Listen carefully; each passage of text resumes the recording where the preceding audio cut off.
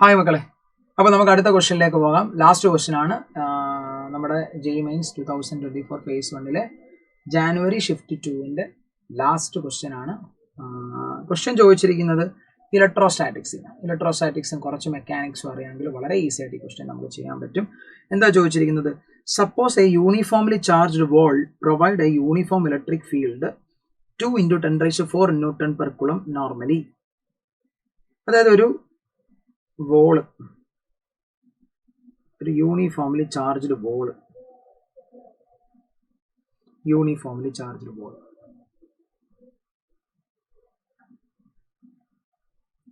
അത് പെർപെൻഡിക്കുലർ ആയിട്ട് ഇങ്ങനെ ഇലക്ട്രിക് ഫീൽഡ് തരുന്നുണ്ട്, യൂണിഫോം ഇലക്ട്രിക് ഫീൽഡ് തരുന്നുണ്ട്. ഈ നിരക്ക് അങ്ങനല്ലേ പറഞ്ഞിരിക്കുന്നത്. 2 × 10⁴ Newton per coulomb electric field തരുന്നുണ്ട്. A charged particle of mass 2 gram being suspended through a silk thread of length 20 cm and remains stayed at 10 cm from the wall. അതായത് ഇങ്ങനെ ഒരു തീറ്റ ആംഗിളിൽ ഇങ്ങനെ ഒരു റോപ്പയിൽ ഇങ്ങനെ അറ്റാച്ച് ചെയ്ത് വെച്ചിരിക്കുക. ഒരു മാസ്, ഒരു 2 gram മാസ്.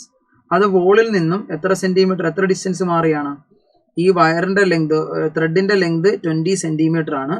അതേപോലെ ഈ വോളിൽ നിന്നും അത് 10 cm മാറിയാണ്. ക്ലിയർ? അങ്ങനെയാണെങ്കിൽ നമുക്ക് വളരെ വ്യക്തമായിട്ട് എന്തായാലും ഇതിനകത്ത് ആംഗിൾ ഒക്കെ കണ്ടുപിടിക്കേണ്ടി വരും. സോ ഈ ആംഗിൾ എന്ന് പറയുന്നത് തീറ്റയാണ്. നമുക്കറിയാം ഇവിടുന്ന് നിങ്ങൾക്ക് സൈൻ തീറ്റ എടുക്കാം. സൈൻ തീറ്റ എടുത്താൽ ഓപ്പോസിറ്റ് സൈഡ് 10 ആണ്, ഹൈപ്പോട്ടന്യൂസ് 20 ആണ്. So sine theta opposite by hypotenuse 1/2 എന്ന് കിട്ടും. തീറ്റ നമുക്ക് 30 ഡിഗ്രി എന്ന് കിട്ടും. വളരെ ഈസി ആയിട്ട് അത് അവിടെ തന്നെ ഞാൻ കണ്ടുപിടിച്ചു. കാരണം ക്വസ്റ്റ്യനകത്ത് അത് വേണം. ക്വസ്റ്റ്യൻ മൊത്തം ഞാൻ വായിച്ചു നോക്കിയിട്ടുണ്ട് ഓൾറെഡി, അതുകൊണ്ടാണ് അത് വേണമെന്ന് എനിക്ക് മനസ്സിലായത്. നിങ്ങളും വായിച്ചിട്ടുള്ളവർ തന്നെയാണ്. Then charge on the particle will be 1/√x μC where x is. അപ്പൊ ചാർജുമായിട്ട് നമുക്ക് ഇതിനെ റിലേറ്റ് ചെയ്യാൻ പറ്റണം. ശ്രദ്ധിച്ചിരിക്കുക.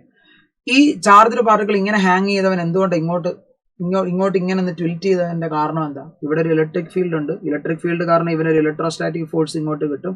ആ ഇലക്ട്രോസ്റ്റാറ്റിക് ഫോഴ്സ് F = QE ആണെന്ന് നമുക്കറിയാം. Electrostatic force QE. അതേപോലെ തന്നെ താഴോട്ട് ഇവന്റെ വെയിറ്റ് ഉണ്ട്. ആ താഴോട്ടുള്ള വെയിറ്റ് ഞാൻ mg എന്ന് എടുക്കും. ഇത് ബാലൻസ്ഡ് ആയിട്ട് ഇക്വിലിബ്രിയം സ്റ്റേജിൽ നിൽക്കാൻ കാരണം ഈ റോപ്പിൽ അല്ലെങ്കിൽ ആ ത്രെഡിൽ ഒരു ടെൻഷൻ ഉണ്ട് T.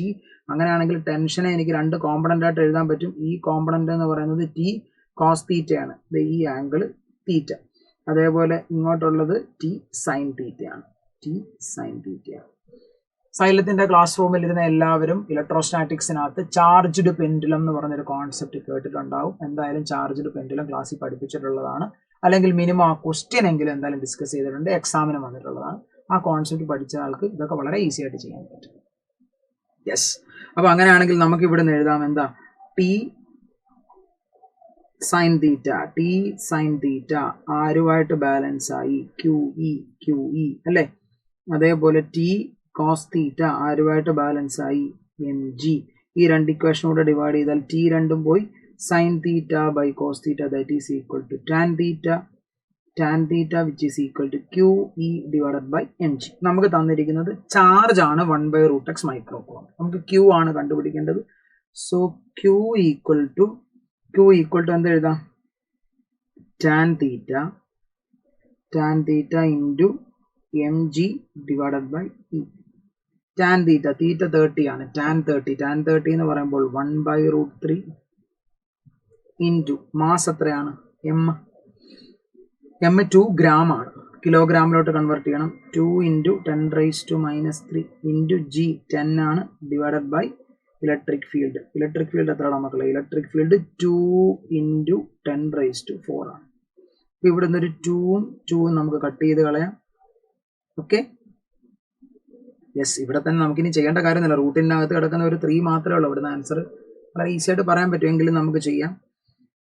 ഈ 10⁻⁴ഉം ഈ 10 കൂടെ കട്ട് ചെയ്താൽ അവിടെ ഒരു 10⁻³ കിട്ടും. അതങ്ങ് മുകളിലോട്ട് പോട്ടെ. അപ്പോൾ 10⁻6 ആയി. സോ Q കിട്ടും എത്രയാ?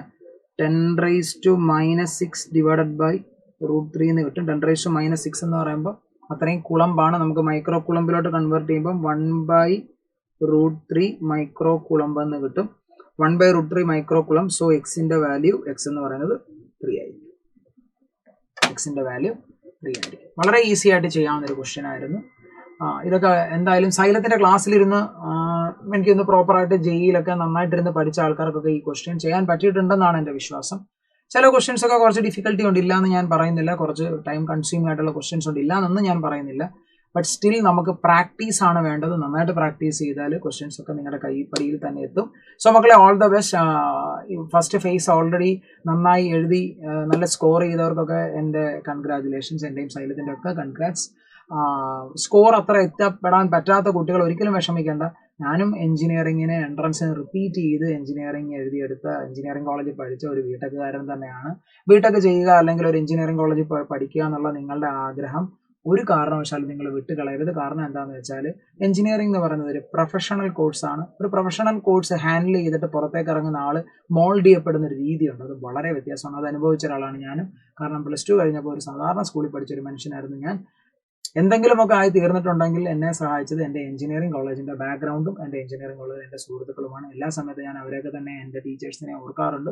അതേപോലെ നിങ്ങൾക്ക് നല്ലൊരു എഞ്ചിനീയറിംഗ് കോളേജിൽ എത്തിപ്പെടാൻ പറ്റട്ടെ. സോ പ്ലീസ് ആ ആഗ്രഹം വിട്ട് കളയരുത്. നന്നായിട്ട് കഷ്ടപ്പെടുക. അടുത്ത എക്സാം ഇനിയും ഇതുവരെ നല്ലൊരു സ്കോറിൽ എത്താൻ പറ്റാത്ത എല്ലാവർക്കും അടുത്ത എക്സാം നന്നായിട്ട് എഴുതാൻ പറ്റട്ടെ എന്ന് ആഗ്രഹിക്കുന്നു. Thank you so much.